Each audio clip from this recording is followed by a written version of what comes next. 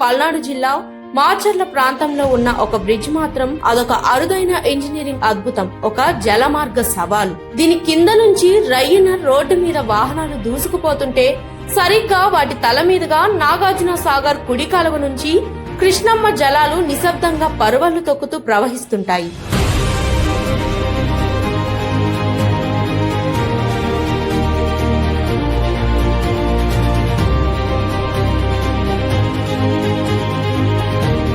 ఈ నీటి వంతెన కేవలం ఒక కట్టడం కాదు, ఇది నాగార్జున సాగర్ బృహత్ ప్రాజెక్టుకు రూపకల్పనలో దాగి ఉన్న అసాధారణ ఇంజనీరింగ్ నైపుణ్యానికి ఒక ప్రతీక. నాగార్జున సాగర్ డ్యాం నిర్మాణ కాలం 1955-1967 మధ్యలోనే ఈ ఆక్విడక్ట్ ను నిర్మించారు అని స్థానికులు చెప్తున్నారు. ఆనాటి పరిమిత సాంకేతిక పరిజ్ఞానంతో చూసినా దీని నిర్మాణం కేవలం 3 ఏళ్లలోనే పూర్తి కావడం ఒక చారిత్రక రికార్డు. నాగార్జున సాగర్ కుడి కాలువ మార్గంలో మాచర్ల వద్ద 2 పెద్ద అడ్డంకులు ఒకే చోట ఎదురయ్యాయి. ఒకటి పల్నాటి చరిత్రకు సాక్ష్యమైన చంద్రవంక వాగు, రెండవది మాచర్ల పట్టణానికి వెళ్లే అత్యంత ముఖ్యమైన రహదారి. రోడ్డు రవాణాకు, వాగు ప్రవాహానికి ఏమాత్రం అంతరాయం కలగకుండా కాలువ ప్రవాహాన్ని కొనసాగించడానికి ఇంజనీర్లు ఈ జలమార్గ నిర్మాణాన్ని ప్రతిపాదించారు.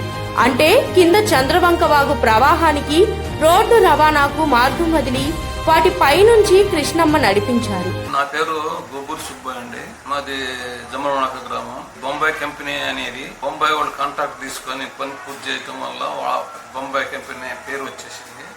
అప్పుడు ఫ్లడ్ వచ్చినప్పుడు వాళ్ళు కొంత నష్టపడి పడ్డారు. అప్పుడు మెషినరీస్ లేవు కాబట్టి లేబర్ చేతితో పని పూర్తి చేశారు. చాలా కష్టపడ్డారు. అది 180 అడుగుల పొడుగు, 30 అడుగుల వెడల్పు మీద ఉంది. ఇక్కడ ఈ బ్రిడ్జి ప్రత్యేకత ఏమిటంటే ఆంధ్ర రాష్ట్రంలో ఎక్కడ లేదు ఇంత పొడవైన బ్రిడ్జి. పైగా కాలువ వాటర్ పైనుంచి పోయి కింద నుంచి డ్రైనేజీ, చంద్రవంక డ్రైనేజ్ అవుతుంటుంది. ఇది పర్యాటకులు కూడా వచ్చి చూసిపోతుంటారు. ఎంతో ఆహ్లాదకరంగా ఉంటుంది. దీని గురించి ప్రత్యేకత ఇంత సీపేజీ కూడా ఏమీ లేదండి. కట్టుబడి బాగా జరిగింది. దాని ప్రత్యేకత పూర్తిగా ఉందంటే బాగానే గట్టిగానే ఉందని అనుకుంటున్నాను. ఈ ఆక్విడక్ట్ నిర్మించి 60 ఏళ్లకు పైగా అవుతున్నా నేటికి ఇది చెక్కు చెదరని పటిష్టతతో నిలిచింది.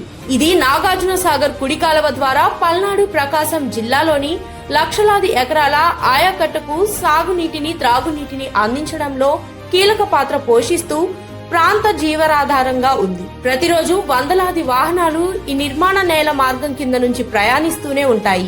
ఈ అరుదైన నిర్మాణం కింద రోడ్డు, పైన నీరు కారణంగా ఇది మాచర్ల ప్రాంతంలో ఒక ప్రముఖ ల్యాండ్ మార్క్ గా మారింది. కొత్తగా ఈ దారిలో ప్రయాణించేవారు ఈ తలకిందుల వంతెన అద్భుతాన్ని చూసి ఆశ్చర్యంతో ఆగిపోతారు. ఇది అధికారిక పర్యాటక కేంద్రం కాకపోయినా దీని ప్రత్యేక నిర్మాణం కారణంగా ప్రయాణికులు ఇక్కడ ఆగి సెల్ఫీలతో ఈ అద్భుతాన్ని బంధిస్తున్నారు. పల్నాడు జిల్లాలో రహదారులను అభివృద్ధి చేస్తున్న నేపథ్యంలో భవిష్యత్తులో ఈ ఇంజనీరింగ్ అద్భుతం పర్యాటక ఆకర్షణగా మారే అవకాశం ఉంది. వే2 న్యూస్ ఎక్స్క్లూజివ్ స్టోరీ, పల్నాడు జిల్లా.